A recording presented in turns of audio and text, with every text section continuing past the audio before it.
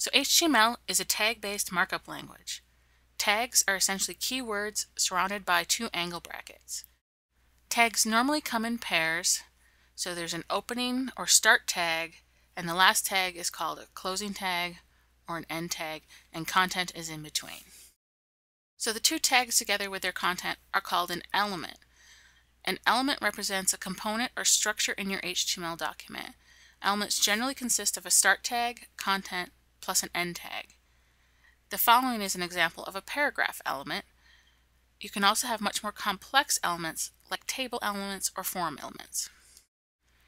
Attributes can be added to the start tag of an element to define a property for that element. Attributes usually consist of a name-value pair, and each element can have multiple attributes. Below is an example of an image element with two attributes. So img is the tag you would use to add a picture to your web page. src is an attribute that defines the source of the picture or the location of the picture on the hard drive. Alt is an attribute that defines a description for the picture. So let's look at some basic elements. The HTML element is composed of two tags, an opening HTML tag and a closing HTML tag. The HTML element is the root element for every HTML file. It identifies that the document is written in HTML. The opening HTML tag will be the first tag in your document. The closing HTML tag will be the last tag in your document. All other tags will be inside the HTML element. Inside the HTML element is the head element. The head element consists of an opening head tag and a closing head tag. The head element contains information about the current document, like the title. The title element is required for every page, and it must be inside the head. The title element does not appear as content in your web page. It actually shows at the very top of your browser window, right above the page URL. The title is also used by the browser for bookmarks and history lists.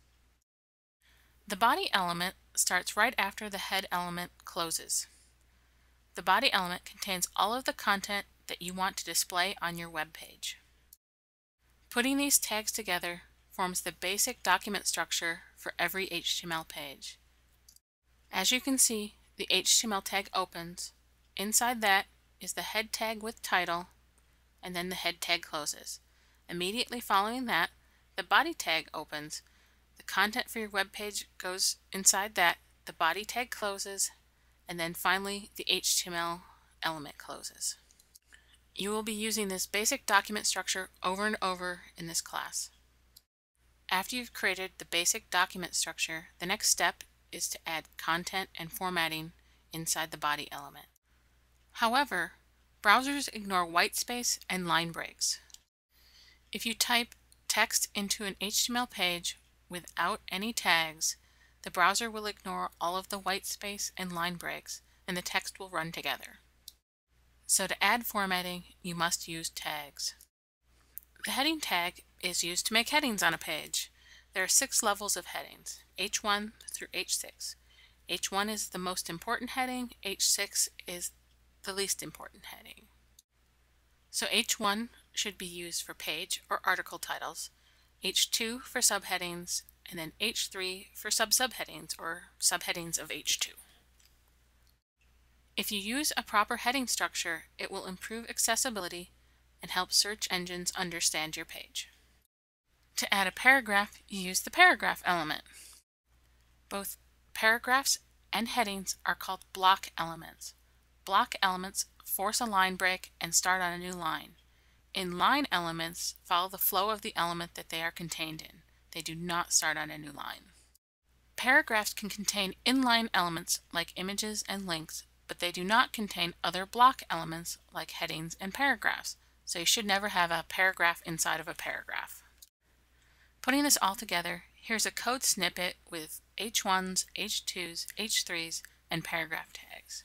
H1 is used to define the page title and appears the biggest and the boldest on the page. H2s are used for subheadings, and H3s for subheadings. Notice how they get progressively smaller. Paragraph elements are used for normal text. To create links, you use the anchor element. The anchor element must have the href attribute. Its value contains the location where the link points to. A link can be words or an image and can point to a new document, a section of the current document, or an email address. There are some elements that do not have closing tags. These are called empty elements. Let's look at a couple examples. The BR element is used to force a line break. It is often used for things like addresses. The BR element is called an empty element because it has no content. In XHTML, the BR element must include a / to properly close the element. It indicates that it's an empty element. You should not use a line break to create paragraphs or white space in your HTML page. Another example of an empty tag is the horizontal rule. The HR element creates a horizontal line on your HTML page. Horizontal rules appear differently in different browsers. When writing XHTML, there are some standards you must follow. All elements must be properly closed or terminated. This includes empty elements. Tags, elements, and attributes must be in lowercase. Elements must be properly nested. If you open an element inside of a paragraph tag, it must close before that paragraph ends. Attributes must have a value, and those values must be in quotes. Additionally, you want to write semantic markup. Your XHTML should provide meaning and structure to the content.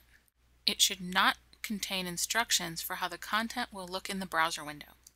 To write semantic XHTML, you must use the correct element for the correct content type. So headings for headings, paragraphs for paragraphs, lists for lists. You should use headings to create document hierarchy. You should order your document logically and use CSS to control the look and presentation in the browser. The advantage of using semantic markup are: your page will make sense even without presentation. It will also be understandable and coherent to people using screen readers. It will improve your search engine rankings. It will make it far easier to maintain the code. And it can help your page load faster. So that's it for HTML Lesson 1. You should now be ready to complete your first coding assignment.